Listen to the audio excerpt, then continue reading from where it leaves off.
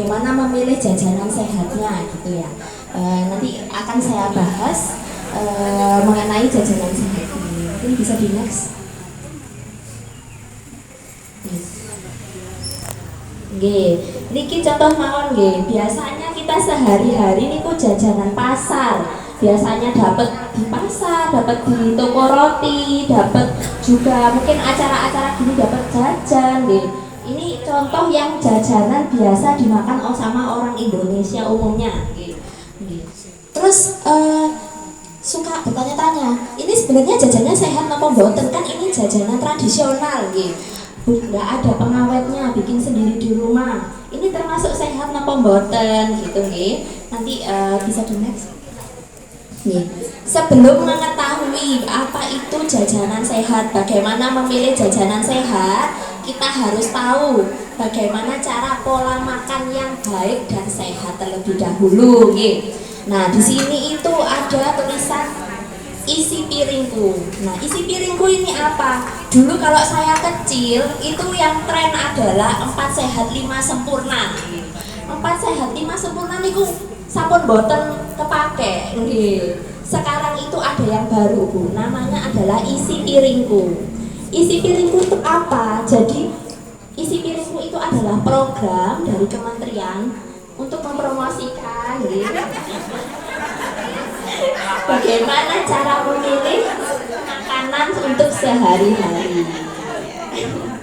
Nah, di sini di isi piring itu dibagi menjadi 6. Jadi buat gambaran di rumah biar gampang nggih. Kalau piring itu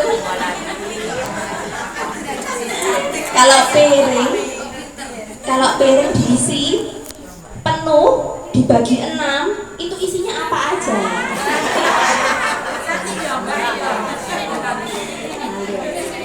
Nah, 6 itu adalah 1/6-nya itu adalah buah-buahan. 1/6-nya buah-buahan. Lalu lauk pauknya 1/6 juga. Makanan pokok itu 2/6. Sayuran 2/6. Lauk pauk itu kayak apa? Kayak telur, daging, niku nggih, tempe, tahu nggih. Terus habis itu buah-buahan. Buah-buahan apa aja bisa. Itu harus di 1/6 porsi makanan setiap hari gitu. Lalu makanan pokok itu apa? Karbohidrat. Kalau orang Indonesia mesti nasi, gulai, roti nggih. Terus ada kayak beras, jagung, kentang, nah niku. Terus habis itu 2/6-nya sayur-sayuran. Nah, di dalam isi piring itu wonten namanya protein, daging-dagingan itu protein. Terus nasi itu karbohidrat, buah-buahan itu kayak vitamin, mineral niku nggih. Jadi sehari-hari itu bukan cuma makan seblak mie gitu boten, harus ada proteinnya, ada buahnya, ada sayurnya nggih. Nah, terus kan ini temanya hari ini adalah jajanan sehat nggih. Lalu apa hubungannya sama isi piringmu ini gitu nggih. Nah, cara memilih jajanan sehat sehari-hari itu harus kita lihat dari makanan kita tiap hari. Semisalkan saya pagi makanannya sudah sesuai seperti ini, kok aku pengen jajan ya, aku pengen jajan apa misalkan mendut, lemper gitu nggih. Itu kan dari beras, berarti kaya protein, kaya karbohidrat. Oh, berarti nanti siang kalau aku makan berasnya dikurangin karena sudah dapat dari jajannya itu tadi. Nah, kenapa kok kayak gitu nggih? Karena kalau berlebihan itu juga tidak baik. Jadi jajanan yang dipilih itu sebenarnya adalah bisa apa aja, pokoknya enggak pedes-pedes nggih, enggak boleh pedes-pedes, tapi kandungannya itu harus diseimbangkan gitu nggih. Jadi dilihat misalkan ini jajanannya manis. Oh, kalau manis berarti karbonnya tinggi. Karbon itu nopo? Karbohidrat. Berarti nanti karbohidratnya yang dikurangin gitu. Terus kalau aku pengen makanan lemak-lemak buat cemil-cemil, berarti nanti kalau makan selanjutnya lemaknya dikurangin gitu nggih. Bisa dilihat. Nah, kalau pola makan sehat ini itu adalah pokoknya seimbang sesuai kebutuhan, tidak berlebihan. Ya, tidak berlebihan. Oh, enggak. Tidak berlebihan. Maksudnya apa ya? Itu tadi harus bisa menghitung-hitung ya. Kira-kira ini saya hari ini kebanyakan makan apa? Oh, kayaknya saya udah makan asin-asin, garamnya banyak. Berarti nanti kalau masak garamnya jangan banyak-banyak. Gitu nggih. Semisalkan saya suka apa? Jadi saya suka makan manis. Oh, berarti kalau makan pokok nanti jangan terlalu banyak nasinya. Gitu nggih. Terus dalam makanan sehari-hari itu ada namanya makronutrien, ada mikronutrien. Apa itu kok makronutrien, mikronutrien? Itu adalah nutrisi. Nah, nutrisi itu ada yang besar, ada yang kecil. Makronutrien itu kayak karbohidrat, lemak, protein. Kalau mikronutrien itu biasanya dapat kita sayur sama buah. Yaitu adalah vitamin, mineral. Itu kita dapat dari makanan dan buah-buahan.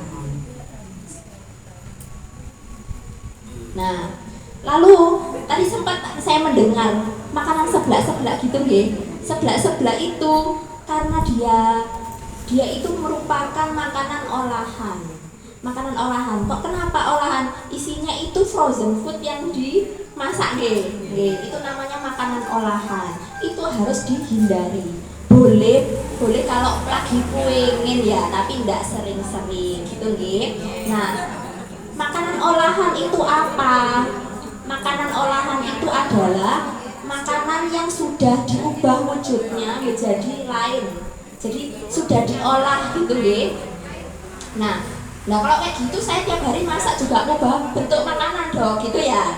Saya goreng juga ngubah, saya bakar juga ngubah ya. Nah, itu juga namanya adalah pengolahan. Tapi nanti saya jelaskan di belakang nggih. Nah, kenapa kok orang Indonesia, enggak orang Indonesia aja, seluruh dunia suka makanan olahan?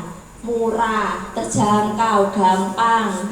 Nggih. Terus juga enak. Jadi ya suka siap saji. Apalagi kalau kerja aduh wes repot gitu ya. Wes masak aja yang olahan gampang, cepet gitu. Padahal makanan olahan itu kalau banyak dikonsumsi dia bisa menyebabkan penyakit-penyakit tidak menular.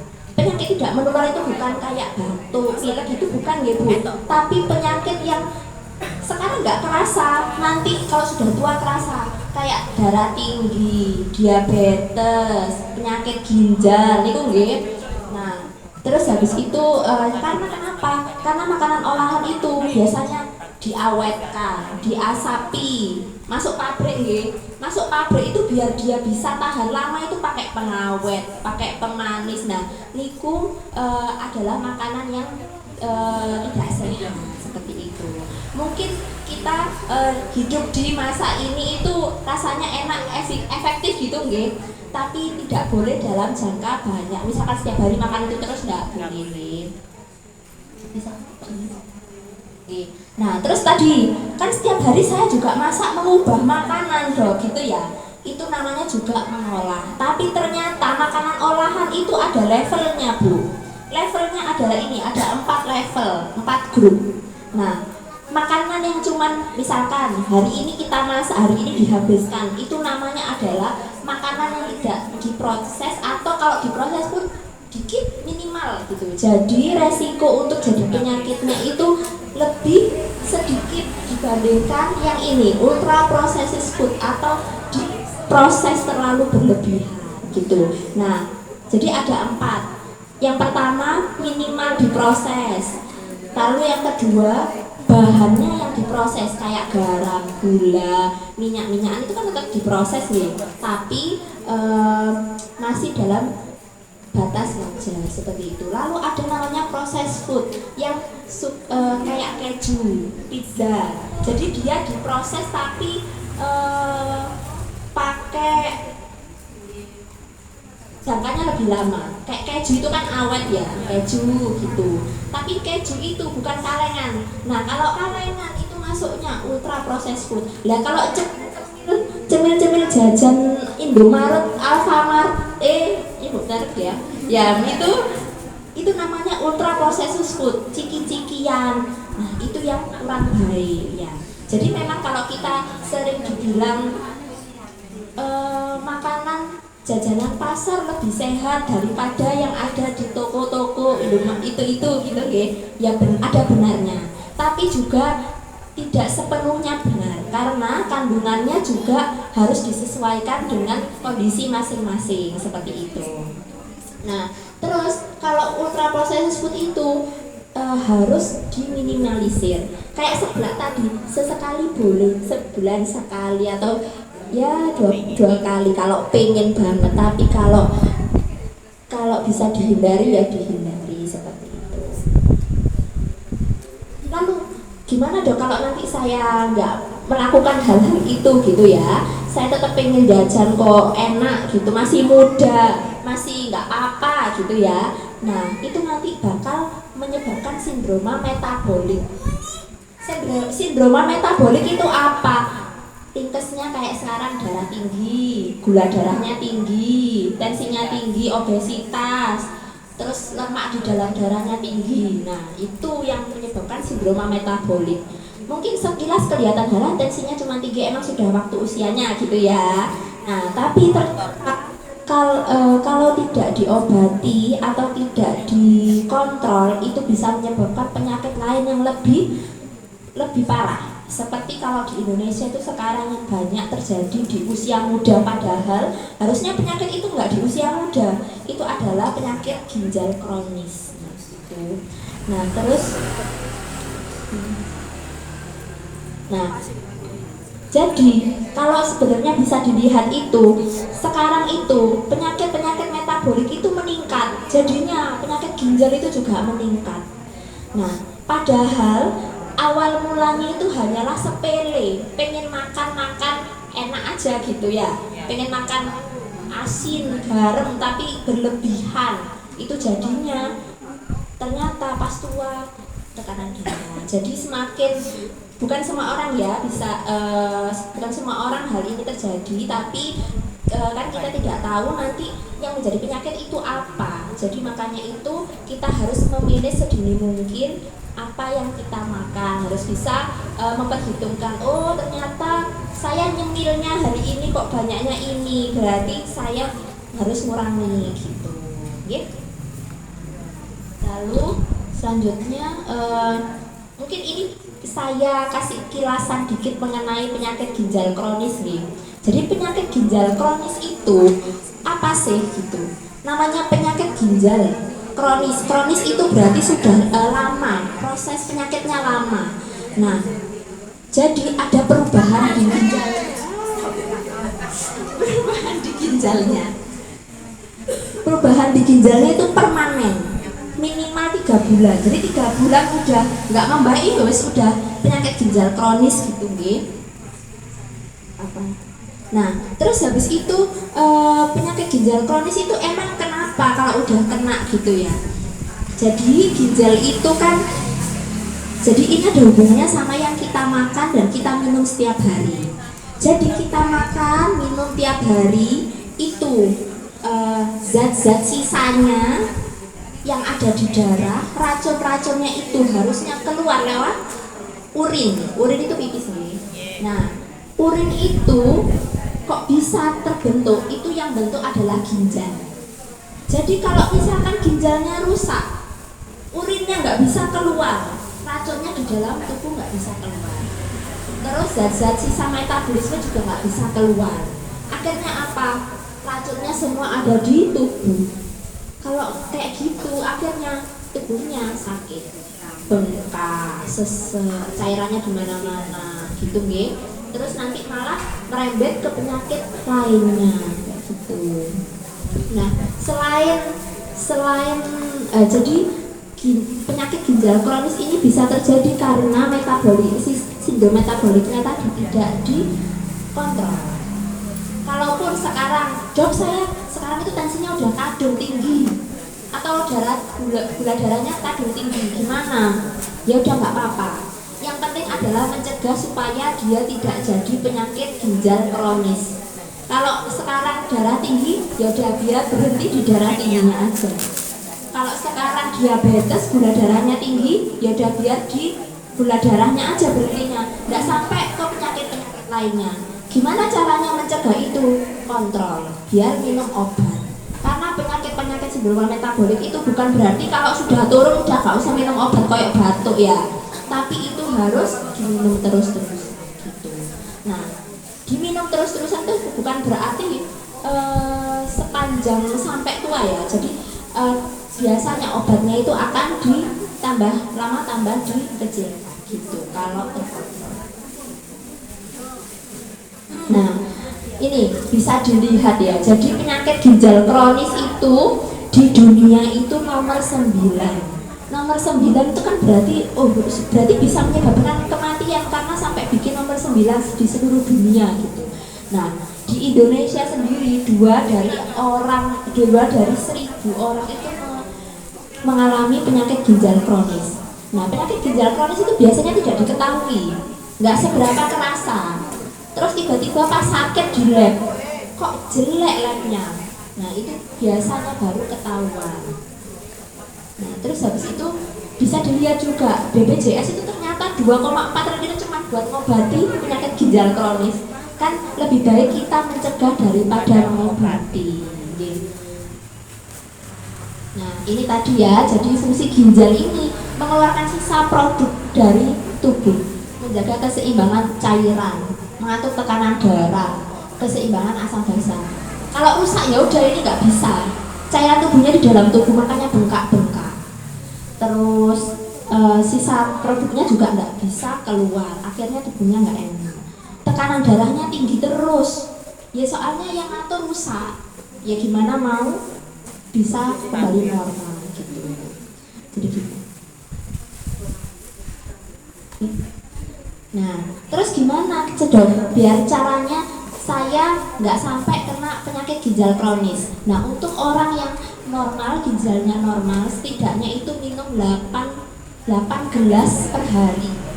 Jadi kalau sekarang itu ya, anak sekarang itu suka beli botol minum diisi tiap hari, jadi bisa terukur, oh hari ini saya sudah minum 2 liter gitu. Jadi ibu-ibu nggak harus juga beli botol, pokoknya harus mengeri. Oh saya sudah minum berapa gelas hari ini gitu nih. Jadi tidak hanya cemilan aja yang harus diatur, cemilan, makan, olahraga juga. Olahraga itu setidaknya 30 menit per hari. Dok saya udah olahraga tiap hari bersih rumah gitu ya. Nah, yang dikatakan olahraga itu adalah gerakan berulang. Jadi kalau misalkan bersih-bersihnya nggak berulang, ya sama aja, gitu kan? Nyapu berulang, nyapu bukan mengeluarkan jalan. Nyapunya di aja terus ya, jadinya olahraga aja. Nah, gitu ya. Jadi yang dinamakan olahraga itu adalah gerakan yang berulang. Jadi setidaknya menyisakan waktu sehari itu 30 menit buat olahraga gitu. Selain itu juga minum air putih. Nah, cemilannya tadi yaitu sesuai, pokoknya harus seimbang, tidak berlebihan, sesuai kebutuhan. Nah, sesuai kebutuhan itu apa? Kan tidak semua orang itu punya penyakit yang sama nih. Kalau dia punya diabetes berarti ya beda lagi. Kalau tadi diisi piringku harusnya karbohidratnya itu 1/6, jadinya ini cuma 1/3 aja gitu, separuhnya lagi. Kalau saya hipertensi, darah tinggi, ya udah makanya nggak usah pakai garamnya dikit aja, nggak kerasa dokter gitu ya sukanya. Hambar ya. Nah, ini mungkin sedikit tambahan ya mengenai kosmetik. Kan sekarang lagi banyak masalah ya skincare di TikTok, di YouTube, di mana nggih kok banyak mafia kosmetik gitu-gitu nggih. Nah, bagaimana kita membedakan ini kosmetiknya berbahaya atau tidak, halal atau tidak? Sebenarnya MUI itu sudah mengeluarkan mulai 2026 itu kosmetik itu harus didaftarkan kehalalannya gitu nih. Jadi insya Allah kedepannya kosmetik halal itu sudah banyak yang terdaftar gitu.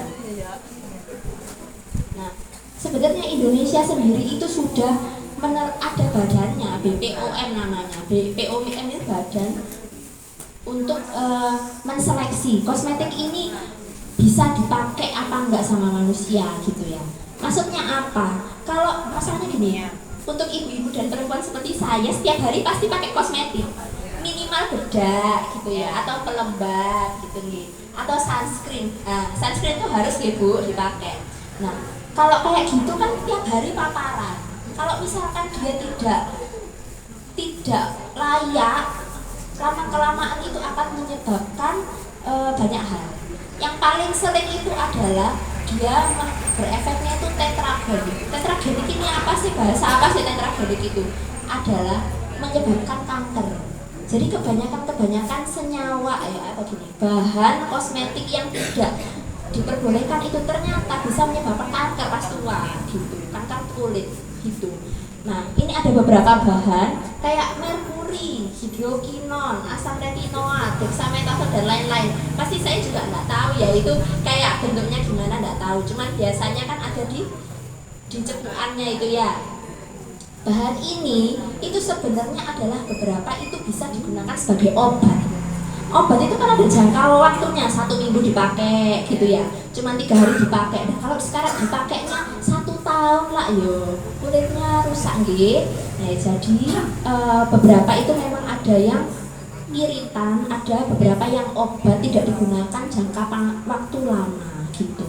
Jadi gimana caranya kita tahu kalau beli kosmetik itu dilihat ada BPOM-nya apa enggak. Kalau dia tidak ada kemasannya, nggak ada apa-apanya, kemungkinan dia itu belum BPOM gitu. Gampang Bu, sekarang kalau melihat itu layak pakai atau enggak itu seperti itu gitu. Mungkin itu yang bisa saya sampaikan. Banyak yang belum terjawab, mungkin bisa ditanyakan di sesi pertanyaan. Mungkin seperti itu. Ya sekian, wassalamualaikum warahmatullahi wabarakatuh. Monggo, ada yang mau ditanyakan apa mboten? Enggak apa-apa. Mungkin belum menjawab.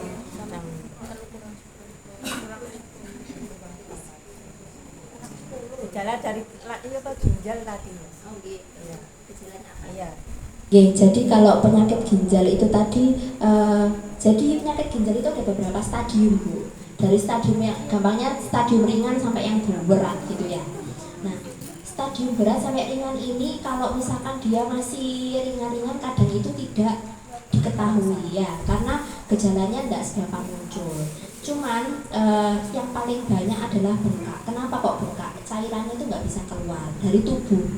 Padahal kan harusnya misalkan kita pipis biasa berurin ya, biasanya sehari 4 kali misalkan. Itu jadi cuma sekali atau enggak sama sekali, itu kan jadinya cairannya numpuk di dalam tubuh. Masalahnya cairan itu tidak hanya kelihatan bengkak di kaki ya, bisa aja cairan di paru-paru jadinya sesek, terus cairannya bisa aja sampai ke organ-organ lain jadinya ada keluhan lain seperti itu. Nah kalau sampai stadium akhir itu bisa dia sampai tidak sadar. Jadi tidak sadar itu kalau diajak ngomong kayak enggak respon, jadi mirip kayak orang stroke gitu. Tapi kalau orang awam mungkin susah dia membedakan. Jadi kalau misalkan ada keluhan sedikit yang kok kayaknya ini enggak benar ya gitu, lebih baik segera memeriksakan seperti itu. Terus juga kalau punya tekanan darah tinggi itu harus kontrol ke dokter, karena takutnya ujuk-ujuk udah penyakit ginjal walaupun stadiumnya awal gitu. Itu yang paling sering bengkak. Cuman bengkak ini banyak nggih. Ada juga penyakit bengkak karena jantung, bukan karena ginjal. Nah kayak gitu itu kan kadang kita susah ya membedakan. Kadang makanya itu sekarang di Indonesia sudah banyak pemeriksaan penunjang yang bisa digunakan lewat BPJS dan lain-lain. Nah kalau kayak gitu silakan periksa saja gitu. Kira-kira menjawab apa mboten nggih? Alhamdulillah. Nanti kalau kurang bisa tanya lagi. Ada lagi yang ditanyakan mungkin?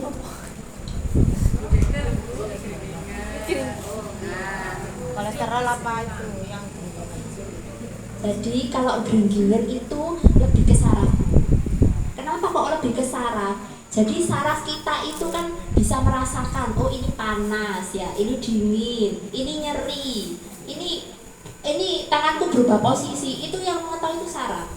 Nah, kalau sekarang genggingan itu diartikan adalah rasa raba, rasa nyeri gitu Bu, sama tubuh. Sebenarnya masuk klasifikasinya itu.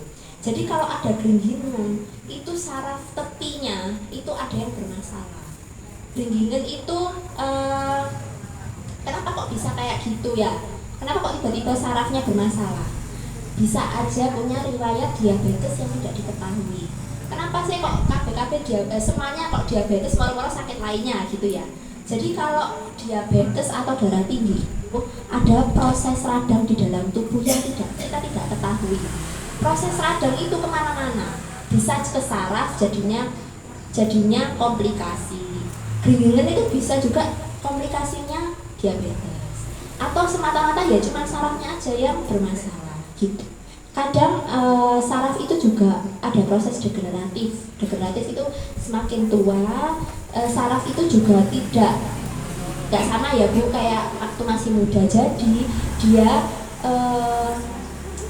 fungsinya itu menurun, akhirnya ada rasa genggingan. Kalau diobati genggingannya kok gak selesai kok gitu terus gitu ya, padahal sudah minum vitamin saraf itu ya begitu. Itu memang penyakit saraf itu susah untuk disembuhkan, jadi memang dia pengobatannya jangka waktu lama gitu. Intinya kalau genggingan itu lebih mengarah ke saraf gitu. Suka genggingan ya? Atau ini, kalau genggingan di tempat-tempat tertentu itu bisa berhubungan sama pekerjaan. Kalau pekerjaannya di sini bikin misalkan nih tiap hari nulis atau jahit, nah itu dia di sini itu ada terowongannya, istilahnya gitu. Kalau kita sering pakai ya di sini itu ada terowongannya itu akan nyempit. Nah kalau nyempit sarafnya itu rasanya kayak kejepit gitu. Nah kejepit itu bikin genggingan. Iya, kayak jahit. Yo kakak jahit iku. Goreng sago. Nah, caranya Bu, kalau biar enggak genggingan itu ada ini, waktu istirahatnya. Semisalkan 1 jam melakukan itu, 20 menit istirahat gitu. Terus ada peregangan-peregangan yang bisa dilakukan. Jadi istirahat tapi kayak gini tok ya sama aja, diregangkan gitu.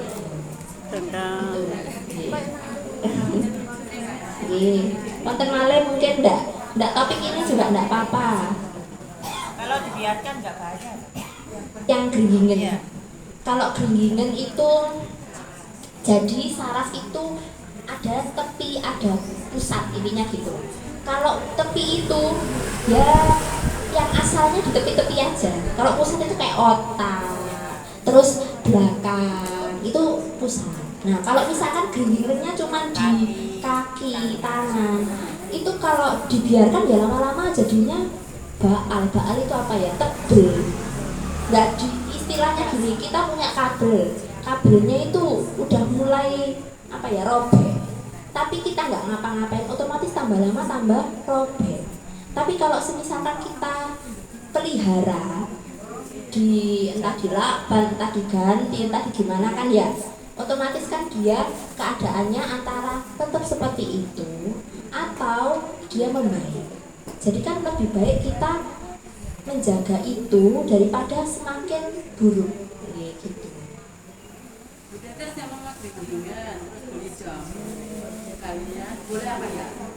Nah, kalau jamu itu minusnya adalah mungkin ininya enakan, lambungnya tapi kenapa-napa.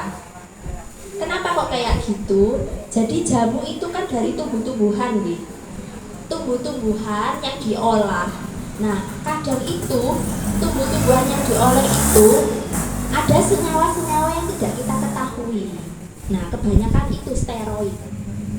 Steroid itu intinya steroid ya Bu. Steroid itu bisa meredakan peradangan memang. Tapi jangka waktu lama itu tidak bagus. Makanya biasanya orang kalau orang yang sering makan jamu itu nanti akibatnya ke pencernaannya, entah dia jadi perdarahan di lambung kayak gitu-gitu. Jadi kalau jamu saya kurang tidak apa-apa kalau masih dalam batas wajar, misalkan 1 bulan sekali, kayak kalau pengen banget gitu. Tapi kalau sering-sering itu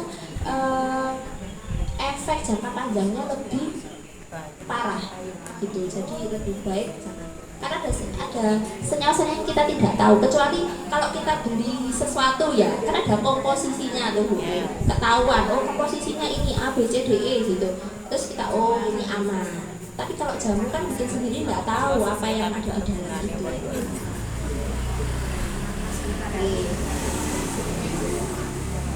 Konten maling apa mboten? Tapi kalau tua mending, kalau usia tua mending jangan.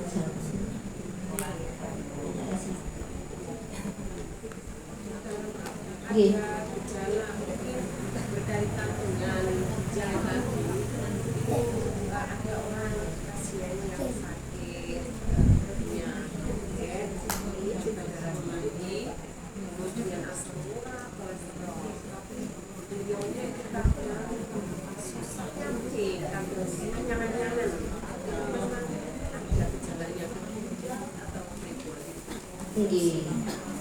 Gini, jadi kenapa kok saya bilang bisa? Karena pertama, semua faktor resiko terpenuhi.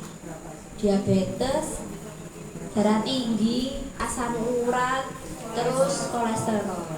Asam urat itu Bu, asam uratnya ada yang numpuk di ginjal. Asam urat itu, kalau kan biasanya asam urat sini linu-linu gitu nggih. Tapi ternyata urinnya itu juga ada yang nempel di ginjal. Walaupun tidak terlihat, tapi ternyata merusak ginjal. Terus darah tinggi, kenapa kok darah tinggi itu bisa bikin penyakit ginjal? Darah tinggi itu kan kayak gini, selang kalau mempet ya kayak apa bukan? Selangnya kecil, pasti tekanan di dalamnya kan tinggi. Nah, padahal supaya jadi kalau tinggi, waktu darahnya masuk ke ginjal buat dibikin jadi urin, disaring, itu dia tidak bisa, pembuluh darahnya itu jadi kaku. Jadi kaku, lama-kelamaan dia tidak bisa menyaring dengan baik. Akhirnya yang tersaring kan sedikit ya. Akhirnya akhirnya membebani kerja ginjalnya itu tadi. Terus diabetes itu kalau ada proses peradangan. Masalahnya ginjal itu isinya pembuluh darah semua. Kenapa kok isinya pembuluh darah semua? Karena urinnya dari darah, pipisnya itu disaring dari darah. Nah, kalau misalkan diabetes itu kan gula darahnya terlalu tinggi di dalam pembuluh darah ya, di darahnya tinggi. Kan sampai pembuluh darah yang di dalam ginjal itu juga gula darahnya tinggi. Jadi meradamnya sampai di dalam ginjal. Jadi kalau dia sudah ala pipisnya kok susah, dia punya riwayat sakit ini, pasti kalau dia kontrol ke dokter pasti disuruh ngecekkan ginjalnya gitu. Itu nih. Iya.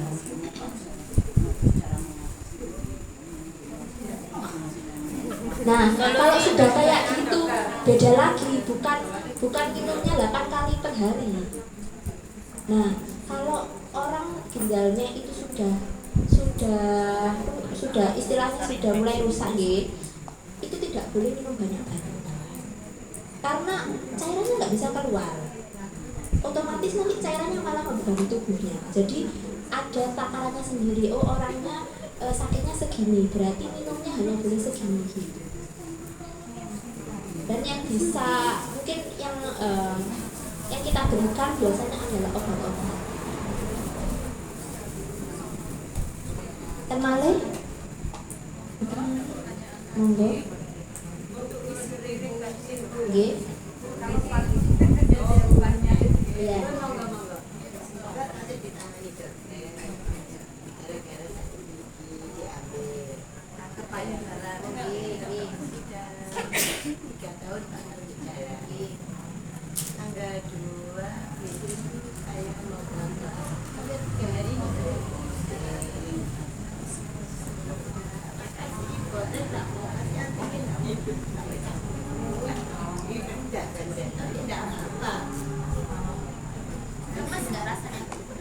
Lemes apa mboten? Cuman pusing mau. Makannya pribadi.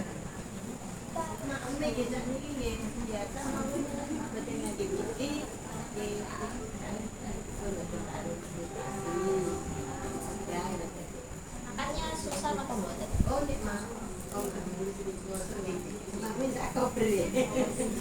Nggih. Biasanya kalau sudah pakai obat warung nggak bisa, berarti memang obatnya itu harus paten. Jadi biasanya itu harus diresepkan. Sebenarnya ada di apotek, cuman kalau di apotek takutnya nanti itu diresepkannya nggak diresepkan.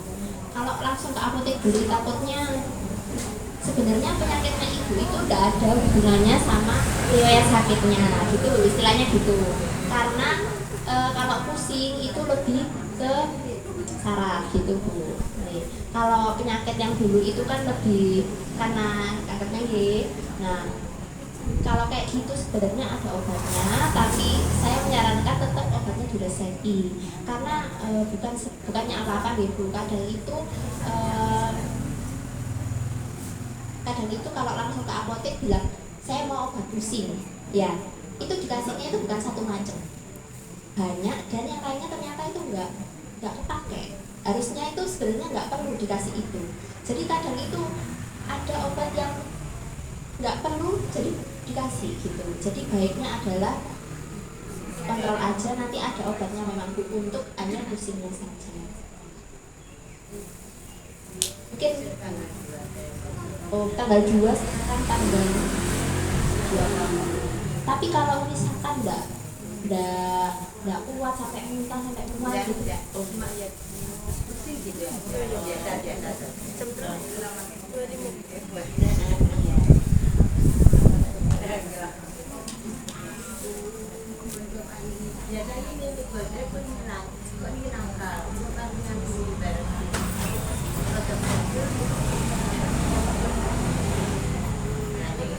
Insya Allah kalau pusing nggak ada muntah, nggak ada mual, nggak lemes, nggak.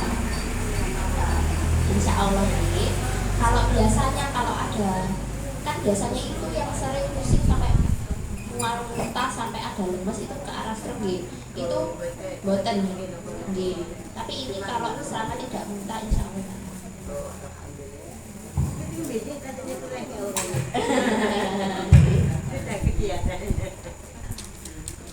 Konten malih? Konten malih? Sampun? Kalau sampun saya kembalikan